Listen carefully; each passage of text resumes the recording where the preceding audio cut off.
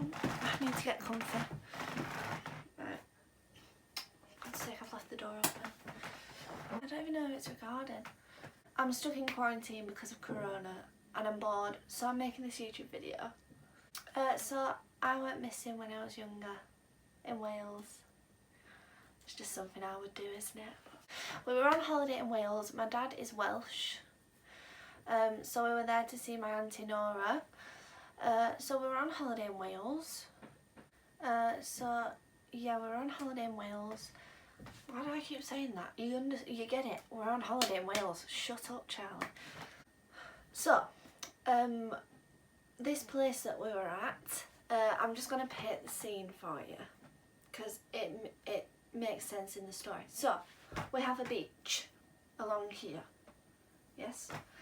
On this said beach, there is a train that goes along the beach that I loved. I'll explain more about that later. Then, we come off the beach, there's a huge hill that you have to walk up and then you have to go back down. So there's the beach and then a huge hill that leads to the beach. Then you come down from the hill, go along, and then there's a nice little pub on the corner where you can just get food, have a drink. So there's the pub. So we've got the beach, the hill, then the pub. So you come out of the pub, walk along a massive street, and then there's like a sanctuary for... Was it dolphins or penguins? Oh my god, what animal was it? Sea lions. It wasn't dolphins or penguins, I don't know where I got that from. There's a sea lion sanctuary up here. So yeah, this is the scene. Beach, hill, pub, road, sea lion sanctuary. Got it? So, back to the beach. There's this train on the beach that goes along the length of the beach, stops off, because the beach was massive, stops off at like the ice cream place, and then there was donkeys, all that business. So there's this train, and I used to be obsessed with this train. I don't know why, I just used to ask my mum and dad all the time, can I go on the train?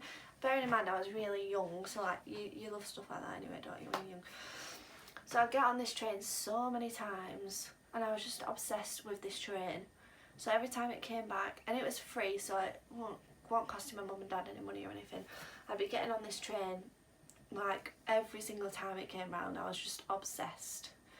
So we spent like the morning on the beach, on the train obviously. I'd probably had a donkey ride, you know, that kind of thing. And then I'm a bit hungry, so we come up the hill, this massive hill. You literally die every time you walk up it. The hill is important, so don't forget the hill. Come down the hill, and then obviously there's the pub, so I thought, do you know what? We're just going to get some food. So I went in there, I had scampi and chips. I went the children's scampi and chips. If anybody's ever had that as a child, that was like a childhood dish for me. Had scampi and chips. Probably wasn't allowed dessert because I was really fat. Well, scampi and chips came out. Then we decided we wanted to go to see the sea lions. So we went to the sea lion sanctuary. That was very nice. It's probably mid-afternoon at this point, probably about 3 o'clock. So we're in the sea lion sanctuary for about an hour and a half, looking at the sea lions come out. It's now about 4 o'clock. And then this is where it all goes a bit tits up. Outside the sea lion sanctuary, there is, you know, when you're a kid and there's those plastic machine rides outside of things. They're always outside Asda and Tesco, that kind of thing. You know where you like sit in them and you press a button and nothing happens apart from it plays a bit of music. They're complete shites, but those. I really wanted to go on this ride. But my mum and dad were like, no, we're not wasting our money on that. No. So I had a paddy, as you do as a kid. I had a full-on paddy, crying my eyes out, and I said something along the lines of, well, I'm just going to go back to the sea lions then. And I'm screaming, having a paddy. So we're at the ride. I'm having an absolute paddy saying, I just want to go back to the sea lions then. So my mum and dad, because their method, there's nothing wrong with this, I'm not blaming them at all. Their method when I was having a paddy was just to walk off. They just walked off. They wanted to like me to embarrass myself, make a tit of myself, because then I'd learn a lesson, that kind of thing. So I'm at this ride having a paddy. They've walked off. They're like, deal with yourself. So then I get into the ride, and it's like a closed off one. So I'm in this ride, right? So they kind of walk round the corner and think, oh, she'll just come follow us, because I was so clingy to my parents. So like when they walked away, I would have been the first person to be like, no, come back. So that's what they were doing basically. They wanted me to just follow them. But I can't. This is stressful trying to tell a story. So I've not caught up to them, so they thought, oh, for God's sake, she's not even coming. So they come back round the corner. No sign of me. Absolutely no sign of me. Disappeared out of nowhere. Absolutely no sign of me. So they're like, oh, for God's sake, they're thinking in their head, for God's sake, she's gone back to the sea lions, because that's what she said she was going to do. She said she was going to go back to the sea lions. So, rational thinking of my mum and dad. Go and look in the sea lions. Well done, that's actually what they were meant to do. However, me being me, I was still in this bloody ride. So I'm in this ride like crying because I'm having a paddy, but obviously it's closed off so they couldn't see me, and they didn't think I was in this ride. They thought I was with the sea lions. So they've gone back to the sea lion sanctuary, looking around for me. Then I'm not there. So panic sets in for them too, as you can imagine. So, first thing that pops into my dad's head, oh my God, the train on the beach. She's obsessed with the train on the beach. She must have just gone back to the beach, because I honestly would do something like that. So my dad's gone to look for me on the beach. My mum thinks, where else could she be? Oh, the pub. She might have gone into the pub to try and look for us. Because, so what I can remember of this is I was in this ride, and then I kind of popped my head out, and my mum and dad aren't there anymore. They've gone round the corner because they've gone off. And obviously they wouldn't have just left me, but my little tiny brain was like, oh my God, they've left me, they've just left me. So I'm fully crying now, thinking they've actually left me. If I had any sense, I'd just follow them, but I didn't. So, where was I? Oh yeah, so dad's at the beach, mum's at the pub. I'm having a meltdown. So I come out the ride and I'm thinking, right, well, I'm going to have to go and see if I can find them. So I'm walking down this street on my own, bearing in mind I'm a child,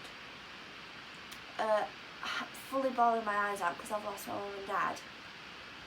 And then this woman drives up. She's just, this woman just driving up, right up to me, up to the curb, pulls in, and I thought, this is it. I'm going to get kidnapped.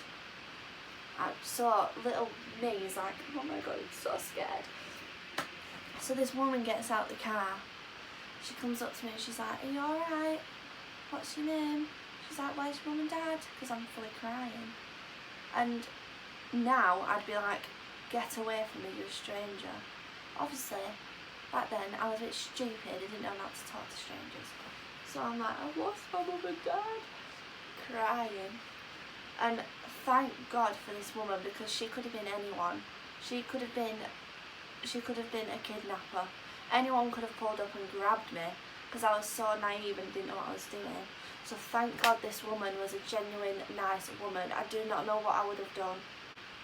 So this woman is like, it's okay, we'll find them. And she was like, I'll stay with you until we find them.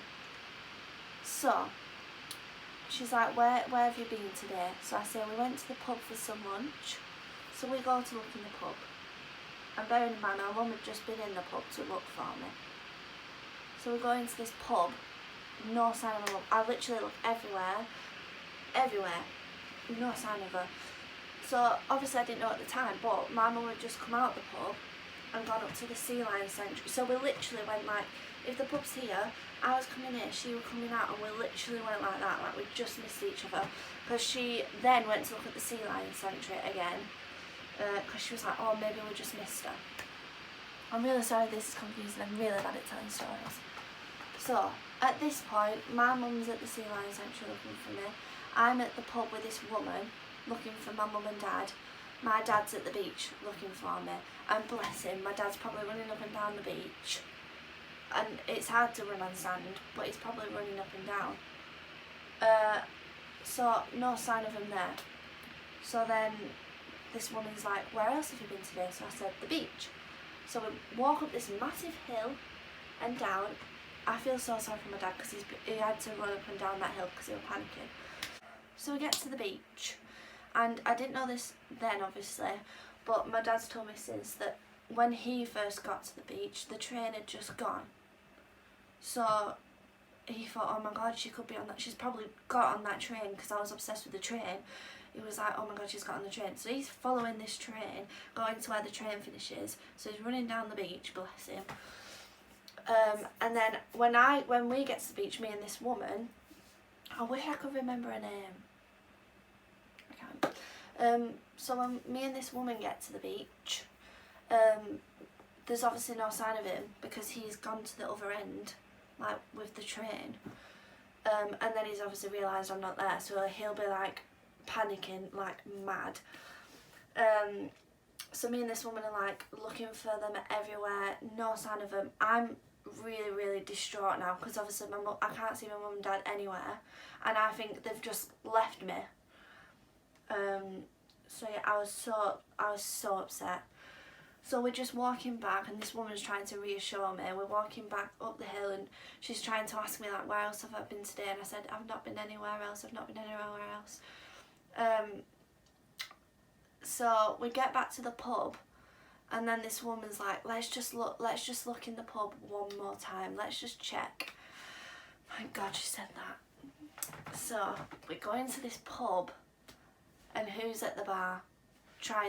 She's borrowing the phone to call someone. It's my bloody mum. So, and she was I don't know if she was about to ring the police or a family member, I don't know what she was doing, but she was about to ring someone on the bar phone, and I literally just shout, Mum! Honestly, I can't describe that feeling when you're lost without your parents. Have you ever had it in like a supermarket where you can't find your mum and dad, and it's probably for about 30 seconds, but it's the most horrible feeling. Imagine being a child, because you don't know your mum's number. I didn't know my mum and dad's number. I could have just rang them, but I didn't know that. So imagine being a child in a different country with a stranger, or not knowing your bearings. I didn't know where I was because like I'm not familiar with all that layout. Oh, it was the most horrendous experience. So anyway, I see my mum, and she was so annoyed. She was so annoyed. She was like, where the hell were you? And this woman, she was like, who are you? And then this woman was like, oh, I found her, and like I've brought her back to you. And my mum was so thankful for this woman, because honestly I don't know what I would have done without her, because she's the one that told me to go into the pub. So I find my mum, she's absolutely annoyed. And then my mum's like, right, your dad's gone to the beach. And then we go up, so the hill's like this, so we go up the hill, and as we get to the top, my dad comes up, and we literally meet at the top of the hill, and I'm just staring at my dad like, and he looked like he was about to have a heart attack, because he'd obviously been running everywhere. He was crying. My mum and dad were both like crying because they thought that they'd lost the kid, and my dad was fuming. He was absolutely fuming. There was smoke coming out of his ears, and he was like, don't you ever do that again. But then obviously afterwards they were just grateful. I was absolutely traumatised, because all this probably happened over about 15-20 minutes. Literally, it was so quick, but it felt like 2 hours that I was just wandering around. It was honestly the most awful experience of my life. It was awful. So I was traumatised. And I was so upset because my mum and dad were angry at me. I was so upset. But then I just got ice cream and we went home. And all that because I just wanted to go on this ride, and then I had a paddy. But yeah, that's the time I got lost in Wales. Hope you enjoyed this story. Bye.